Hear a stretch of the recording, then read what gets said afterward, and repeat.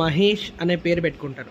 మహేష్ అనే పేరుకి మహేశ్వరుడు అని అర్థం. మహేశ్వరుడు అంటే సాక్షాత్తు ఆ యొక్క పరమేశ్వరుడు. మహేశ్వరుడు, మహేష్ అని పెట్టుకుంటారు కొంతమంది, ముద్దుగా మధు అని పిలుచుకుంటారు, మహేష్ అని పిలుచుకుంటారు. ఆ మహేశ్వరుడు అని అర్థం. త్రినేశ్వర్ అని కూడా ఉంటుంది. ఈశ్వర్ అని కూడా కొంతమంది పేరు పెట్టుకుంటారు. ఈశ్వర్ అన్నా కూడా, మహేశ్వర్ అన్నా కూడా, త్రినేశ్వర్ అన్నా కూడా, రుద్రేశ్వర్ అన్నా కూడా ఆ యొక్క పరమశివుడి పేరు, పరమశివుని స్మరించినట్టే అవుతుందని చెప్పేసి అలా పేరు పెట్టుకుంటారు. కానీ మధు అని పిలుచుకునే బదులు మహేశ్వర్ అని పిలుచుకుంటే మహేశ్వర అన్న భావన కూడా కలగడం వల్ల భగవంతుడు నామస్మరణ కూడా చేసినట్టు అవుతుంది. ఈశ్వర్ అన్నా కూడా ఈశ్వర అంటాం కాబట్టి అలా కూడా బాగుంటుంది. అదేవిధంగా మహేశ్వర్, ఈశ్వర్, త్రినేశ్వర్ ఉంటాడు, రుద్రేశ్వర్ ఉంటాడు. చాలామంది షార్ట్కట్ల రుద్ర అని పిలుస్తారు.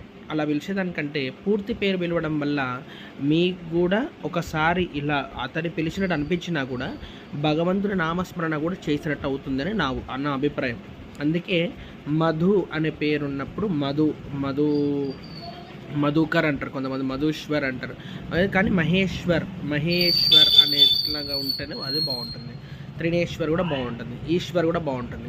ఇప్పటి నుంచి పిల్లలకైనా పెద్దలకైనా అర్థవంతమైనటువంటి పేర్లే పెట్టండి.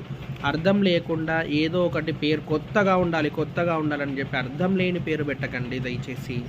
నా పేరు ప్రణయాచారి పంతులు గారిని.